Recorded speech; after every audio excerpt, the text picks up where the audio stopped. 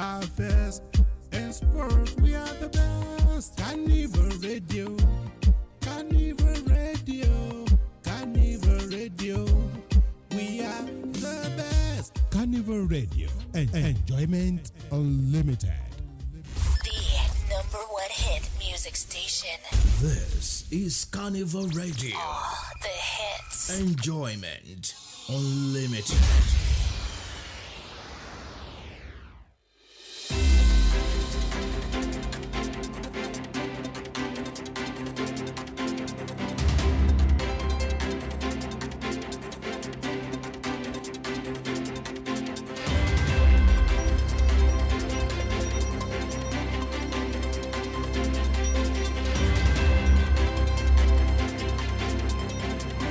Good evening, this is World News from Carnival Radio. I am Oluwadamilare Badmos.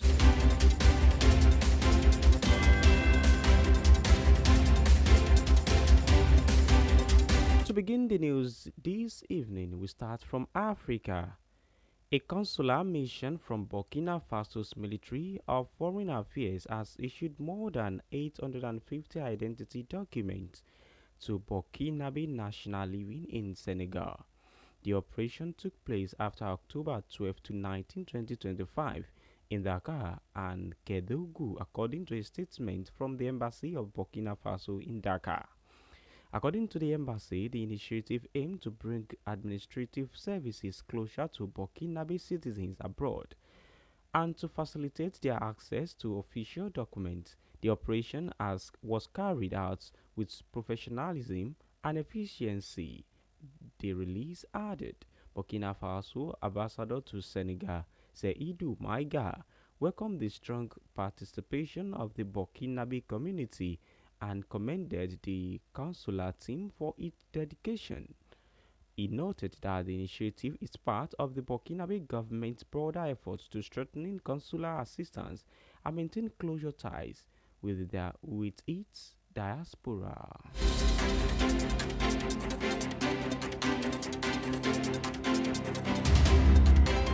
In North America, the U.S. agency that oversees the country's nuclear stockpile will temporarily lay off about 1,400 of its employees as the government shutdown enters its 20th day. Fewer than 400 employees will remain after the floof at the National Nuclear Security Administration, a semi-autonomous agency within the U.S. Department of Energy official reported. The department is tasked with improving national security by safeguarding the U.S. nuclear stockpile and preventing the proliferation of nuclear weapons across the globe. The NNSA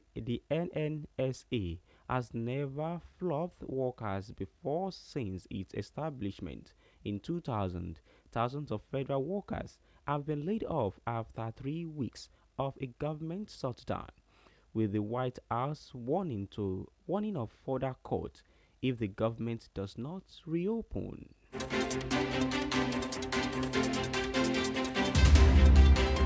Moving forward to South America, Bolivia has elected a centrist senator, Rodrigo Paz, as its next president, bringing an end to nearly 20 years of continuous rule by the Movement of Socialism (MAS) party.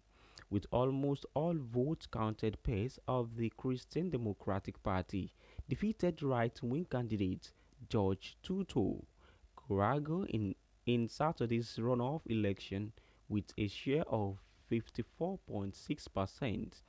A severe economic crisis and infighting within MAS, which has dominated Bolivian politics since 2006, saw many voters wanting change. Page 58 has said he will end fuel shortages and address Bolivia's wider economic problems. In the victory speech, he said he would open up Bolivia to wider international investment and stimulate private sector growth.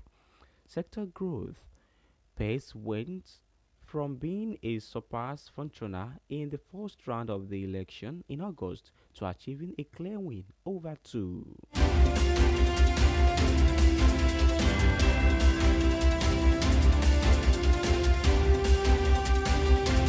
In Europe, King Charles has met survivors of the car and knife attack on a Manchester synagogue, in which two people were killed.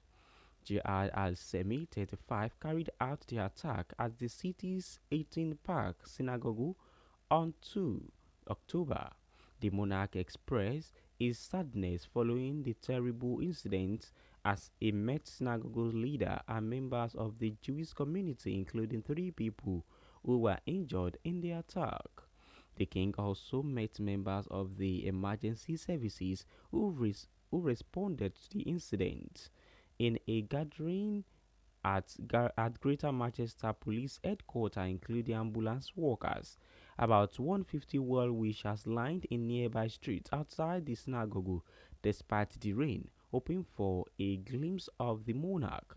The king, who wore a traditional kippah displayed by Jaws as a sign of Jewish identity, met all 3 people who survived the attack, in which Melvin Scrivich and Adrian Dalby were killed.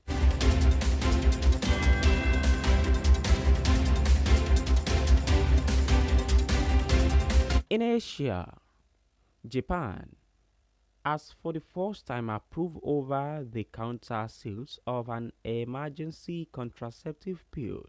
Its manufacturer says, allowing women in the country to take the medication without prescriptions. ASKA Pharmaceuticals said wider access to the pill would empower Japanese women in the area of reproductive health. A date for it to go on sales has yet to be announced. The pill will be labeled as medicine requiring guidance, meaning women must take it in the presence of pharmacists. The morning after pills is already available without prescription in more than 90 countries. Japan's contraceptives views on abortions are rooted in patriarchy and deeply traditional view on the role of women. News reports that there will be no age restrictions on buyers and no requirements for parental consent. The company said it had filed for regulatory approval in 2024 following prescription-free trial sales of the pill the year before.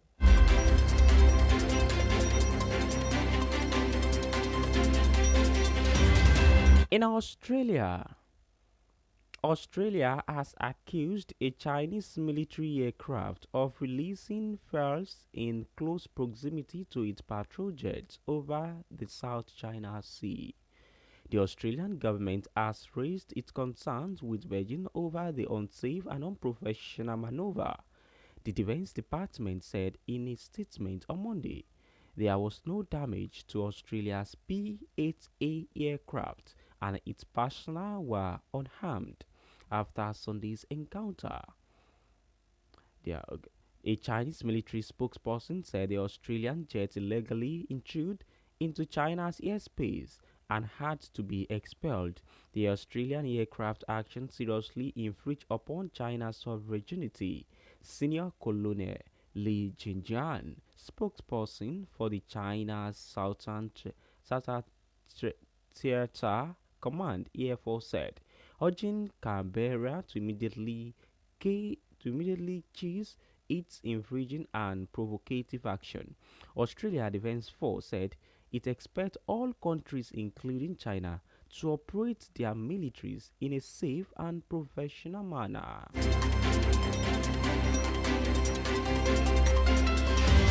And with that, we've come to the end of the world news this evening. You can check out our website at www.carnivalmedia.ng. You can also download the Carnival Media from Google Play Store and the iOS App Store. The news was packaged by Olowolagba Fausia Damilola. I am Oluwadamilare Badmos. Thank you for listening. Enjoy the rest of your day. Good evening.